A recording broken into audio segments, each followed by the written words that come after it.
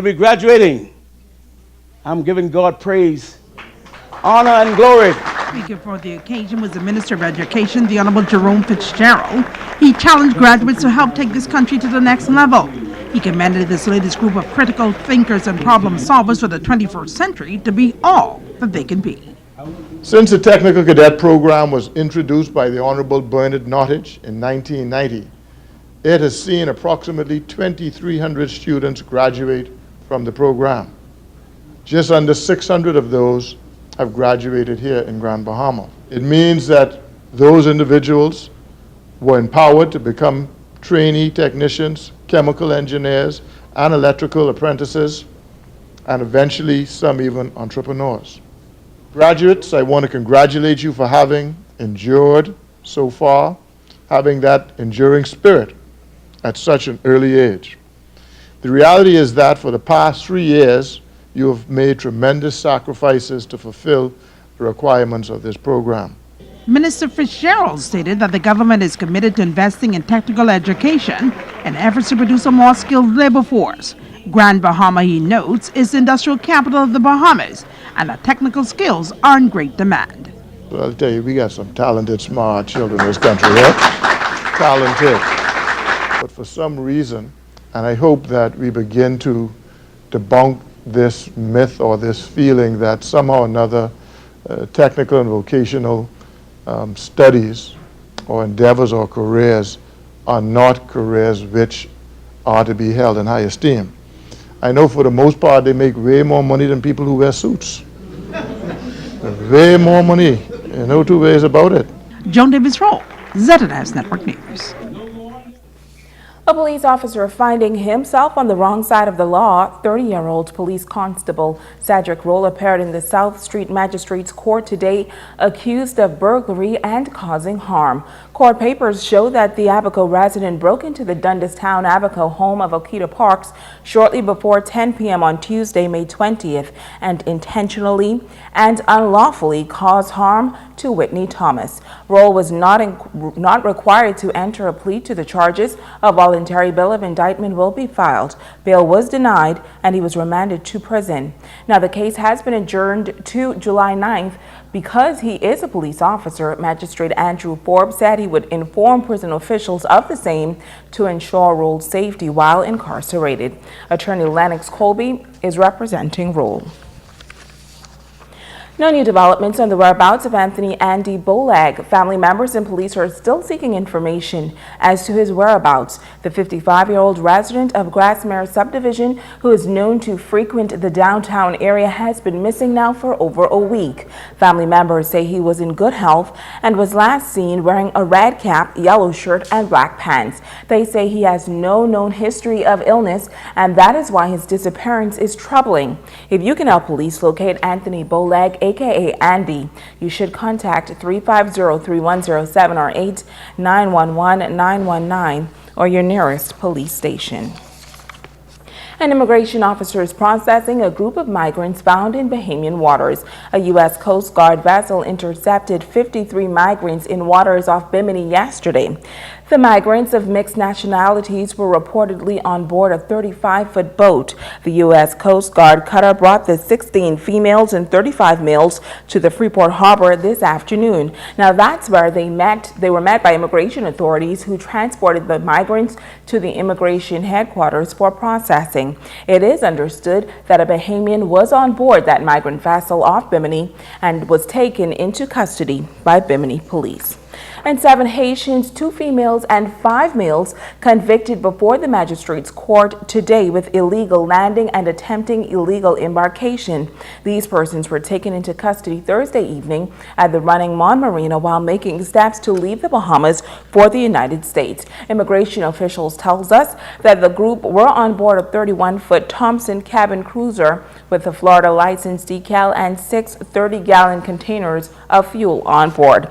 Now that group was caught just prior to boarding the vessel at the marina.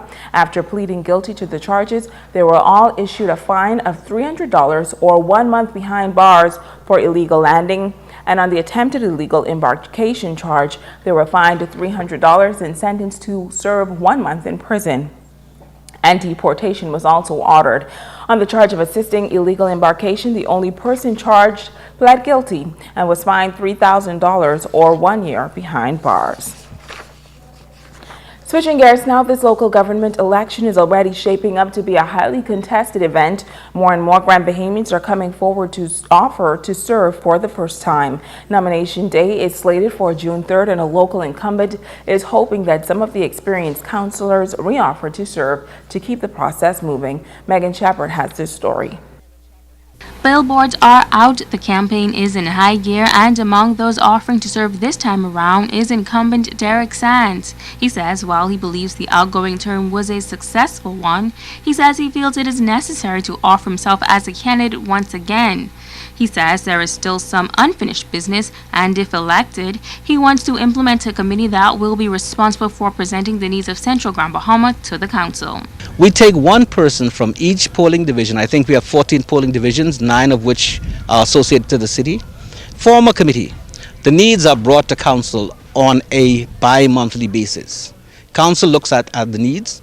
If the needs can be provided by the means of which the government provides for us financially, then council go ahead and assist the communities. If it's beyond us and becomes a capital expense, then obviously the members of parliament for the districts or the areas or the constituency becomes involved. Now, while many are still concerned about the economic climate on Grand Bahama, San says he believes more persons should be given an opportunity to become business owners. I feel the time has now come for us, for those persons who are talented and who cannot afford to pay the exuberant prices for rent in the various places available to rent, and have talents, and who could provide services from their homes, that we could see the need, with the help of the Grand Bahama Port Authority and central government, to grant licenses to such persons.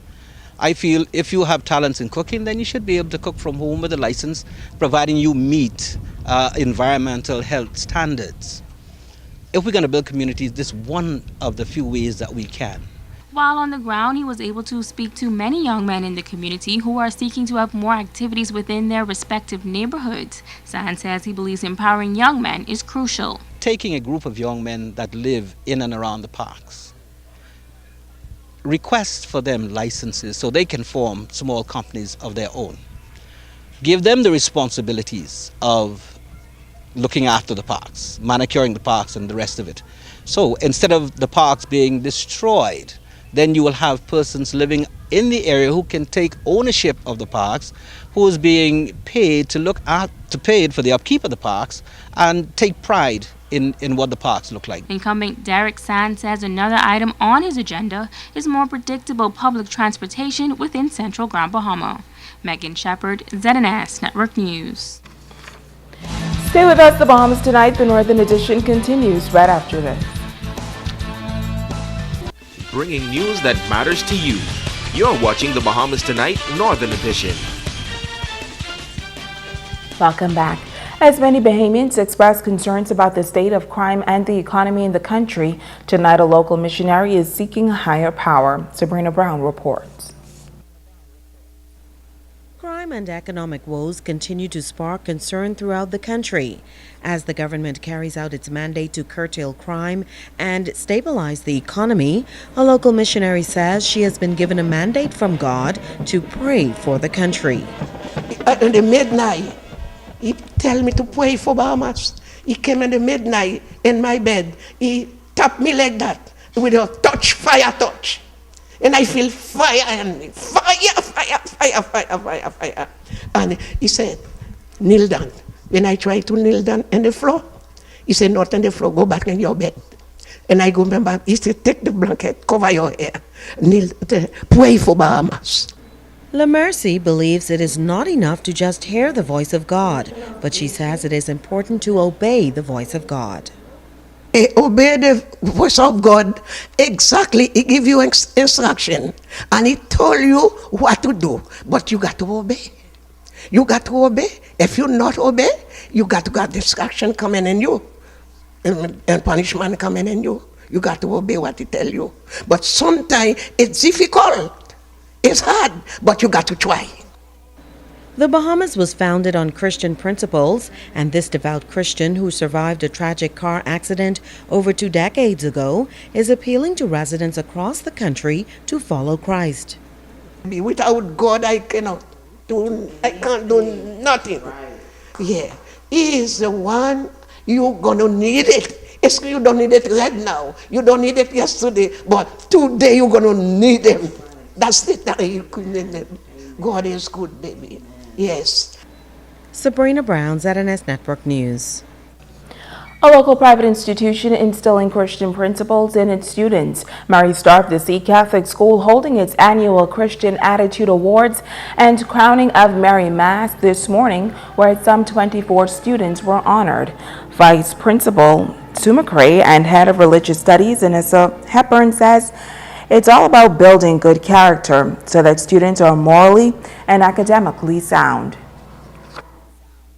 In the Catholic system, we have something that's called the profile of the Catholic graduate. And the Catholic graduate has to be loving and kind and helpful. We also have to be environmentally aware, financially adept, and academically sound. And this is one part of it. This is the spiritual part that we try to highlight every year. The teachers were asked to choose 2 students, and some of the teachers asked the class, 2 students who showed qualities that Mary showed as a mother: helpfulness, caring, kindness. It may not be the student who's the quietest, but the student who shows compassion, sympathy, caring, loving, and kindness to others.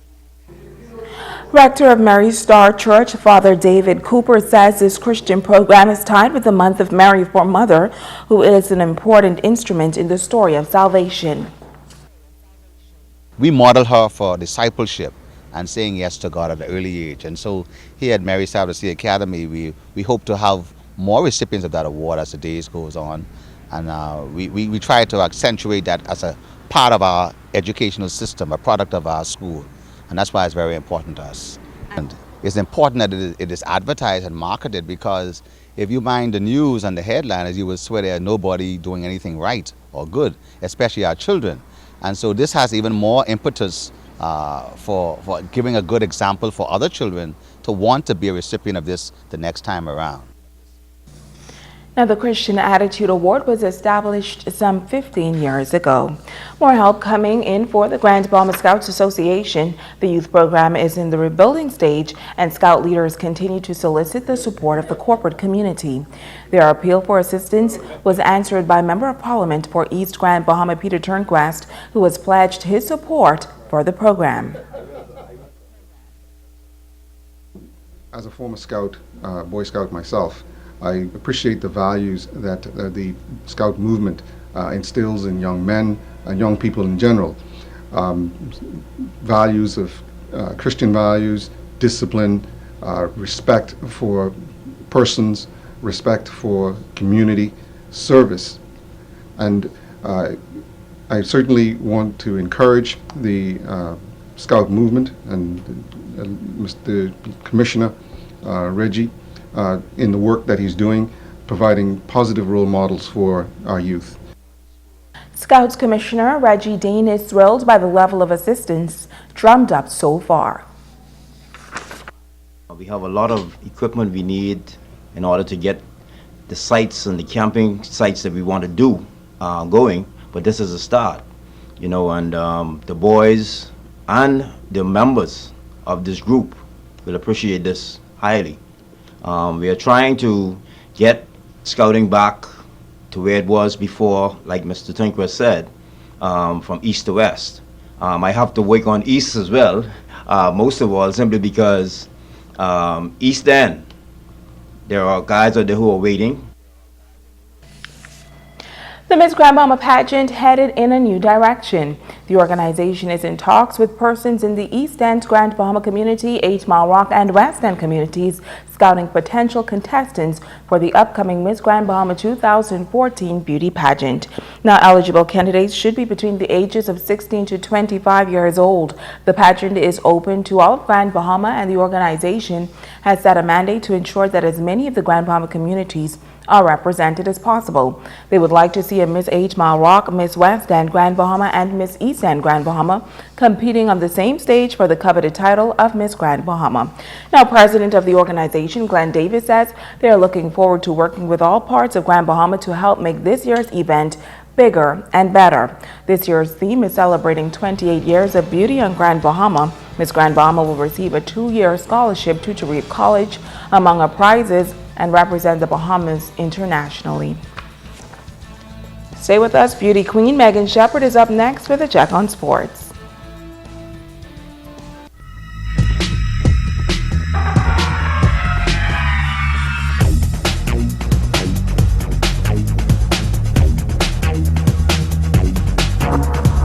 Everybody, welcome to sports. I'm Megan Shepherd. The IAAF World Relays Bahamas 2014 starts Saturday at the Thomas A. Robinson National Stadium in the capital. All the athletes are ready to compete. The stadium has been transformed, and our Ricardo Lightborn spoke with 2 of the ambassadors of the relays. In a matter of hours, the crowd will fill the Thomas A. Robinson Stadium for the inaugural IAAF World Relays Bahamas 2014. 40 countries will be represented this week as the Bahamas welcomes the world. Former world champion Avard Munker is home for the relays and is excited to have the Bahamas host the relays and serve as an ambassador. I feel like the Bahamas has a really bright future. We have an amazing stadium to showcase that in, and having this World Relays here this year is definitely going to inspire a lot of other young people to see that this level of talent is possible, and it's actually here in the Bahamas, and dreams are inspired, dreams are created from experiences like that. As all the final touches are put on the stadium for the relays, Avard looks back at his career and is satisfied he did his best. I've lived my dream, and I'm happy with the way things turned out. I think I can walk away with my head high. There's nothing that I'm embarrassed about. I've done it legally, and I've done it with great integrity, and it was just an honor to represent the country for over 20 years. I started from when I was very young, so that in itself is an honor. The Bahamas is moving to great levels, and to know that I was a part of that I rode the wave with the Pauline Davis and the Frank Rutherford and the Troy Camp, and to be a part of that history is definitely something that I'm very proud of. Joining Avard as an ambassador of the IAAF Relays is Levan Superman Sands. Levan has recovered from his Olympic injury and is feeling pretty good about his comeback. Having the World Relays in the Bahamas on home turf is special for the Superman. I've been to a lot of big events for real, and coming in the stadium and set up pretty much the same. And it feels like a real world championship. In the Olympics. This is exactly how it's set up and everything, and very professional looking. And so it's just definitely is exciting, and I'm just proud to see it and see it home here.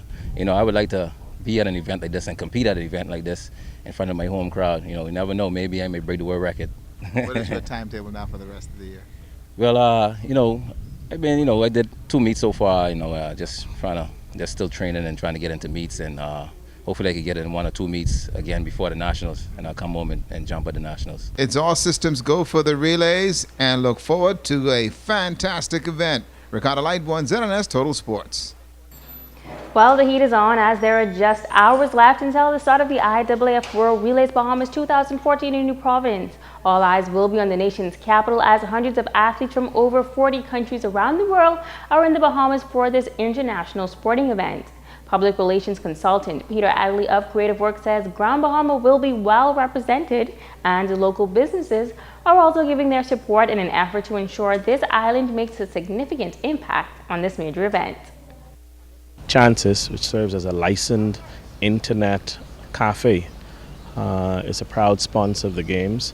The company is committed to the development, particularly of young people. We have some of our high school stars who will participate on the first day of the event, and they participated in a week prior. And on the final night, we'll see a great number of Grand Bahama stars, Demetrius Pin and others who will come from Grand Bahama, and Nivea Smith and those who will represent the island of Grand Bahama. So Chances felt it important to be a part of this national event. The IAAF World Relays kick off tomorrow at 5 p.m. The ZNS broadcast will begin at 2:30 p.m. The Arthur Paris Mary Nab Primary School's Soccer League action. The Bishop Michael Eldon Warriors closed out Maurice Moore 2-zip. Tabernacle and Hugh Campbell ended in a scoreless tie. Freeport Gospel shut out Lewis Yard 3-zip. Mary Star of the Sea held off Sunline 2-1. Bartlett Hill scored Martintown 2-1. And that's your check on sports for this Friday evening.